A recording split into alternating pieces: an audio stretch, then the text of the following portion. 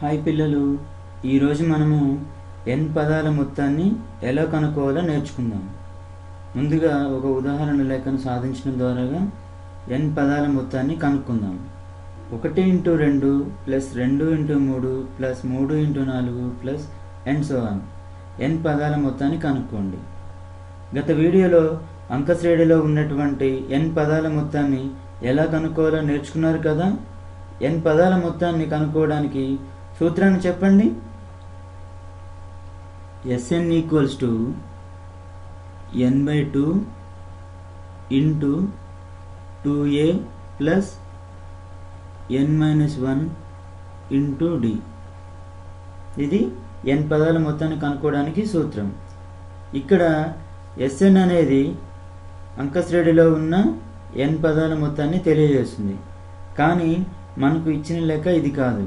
ముఖ్యంగా మన లెక్కను చూస్తే శ్రేణిలో ప్రతి పదంలో కూడా 2 సంఖ్యల లబ్దంగా ఉన్నది. అంటే శ్రేణిలో ప్రతి పదము కూడా 2 సంఖ్యల లబ్దంగా ఇవ్వబడింది. కాబట్టి ఈ లెక్కను చేయాలంటే పై సూత్రాన్ని ఉపయోగిస్తారేమో. అలా చేస్తే కనుక తప్పు అవుతుంది. సరే, లెక్కలోనికి వచ్చేద్దాము. ఇచ్చిన శ్రేణిలో ప్రతి పదానికి కూడా 2 కారణాంకాలు ఉన్నాయి. ప్రతి పదంలో కూడా మొదటి సంఖ్యలను చూడండి, ఏమున్నాయి? 1 2 3 4 అండ్ సో ఆన్. వీటిని చూస్తే మీకు ఏమనిపిస్తుంది? ఇవి సహజ సంఖ్యలని కదా, న్యాచురల్ నెంబర్స్. అంటే పదాంతరము d = 2 - 1 1, 3 - 2 1, 4 - 3 1. అంటే ఇక్కడ పదాంతరం d అనేది 1గా ఉన్నది. కాబట్టి ఈ శ్రేణిలోని ఎన్నవ పదం ఏమవుతుంది చెప్పండి? మీకు తెలుసు కదా. సింపుల్గా చెప్పాలంటే n అవుతుంది. లేదా సూత్రాన్ని ఉపయోగించి చెప్పాలంటే శ్రేణిలోని ఎన్నో పదాన్ని ఎలా కనుక్కోవచ్చు? Tn = a + n-1 × d. ఇది ఎన్నో పదాన్ని కనుక్కోవడానికి సూత్రము. కానీ మనకు ఇక్కడ మొదటి సంఖ్య ఏముంది? a = 1 మరియు d = 1. a, d విలువల్ని tnలో ప్రతిక్షేపిస్తే మనకు ఏమొస్తుంది? Tn = 1 + n-1 × 1. That equals to 1 + 1తో దేన్ని మల్టిప్లై చేసినా కూడా అదే నెంబర్ వస్తుంది. అంటే n-1 వస్తుంది. ఇక్కడ 1 1 క్యాన్సిల్ అయిపోతే మనకి ఏం మిగులుతుంది? n మిగులుతుంది. అంటే Tn = n. దీన్ని బాక్స్లో పెడుతున్నాను.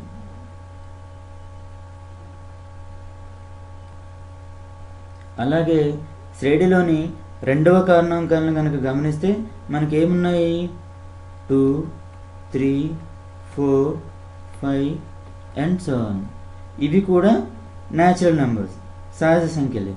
కానీ సహజ సంఖ్యల్లో మొదటి నెంబర్ అనేది 1 ఉంటుంది. కానీ 1 అనేది ఇక్కడ మిస్ అయింది. అప్పుడు ఎన్నో పదం ఏమవుతుంది? సూత్రం ద్వారా మనము కనుక్కునే ప్రయత్నాన్ని చేద్దాము. సూత్రం ఏమిటి? Tn = a + n-1 × d. ఇక్కడ మనకి శ్రేణిలో రెండవ కారణాంకంలో మొదటి పదం a = 2. అలాగే సహజ సంఖ్యల్లో పదాంతరం ఎంత ఉంటుంది? d = 1 ఉంటుంది. a, d విలువలను సూత్రంలో కనుక ప్రతిక్షేపిస్తే Tn = 2 + n-1 × పదాంతరం d = 1. అంటే 2 + n-1. 2 - 1 అంటే +1 అవుతుంది. n+1 మిగులుతుంది. ఎన్నో పదం అనేది Tn = n+1 అవుతుంది. మనకి శ్రేణిలోని 2 n పదాలు వచ్చాయి. ఇప్పుడు ఇచ్చిన శ్రేణిలోని ఎన్నో పదం Tn = మొదటి సిరీస్లోని ఎన్నో పదం ఇంటూ రెండో సిరీస్లోని ఎన్నో పదం. మొదటి సిరీస్లోని ఎన్నో పదము tn ఈక్వల్స్ టు n. అలాగే రెండవ సిరీస్లోని ఎన్నో పదము n ప్లస్ 1 వచ్చింది మనకు. ఈ రెండింటిని మల్టిప్లై చేస్తే మనకి ఇచ్చిన లెక్కలోని ఎన్నో పదం అవుతుంది. ఇప్పుడు మనకు ఇచ్చిన లెక్కలోని n పదాల మొత్తము Sn equals to sigma of n into n plus 1. దీన్ని సూక్ష్మీకరిస్తే sigma n into n n square plus n into 1 n అవుతుంది. సిగ్మాని రెండింటికి డిస్ట్రిబ్యూట్ చేస్తే sigma n square plus sigma n. Therefore Sn equals to sigma n square plus sigma n. దీన్ని బాక్స్లో పెడుతున్నాను.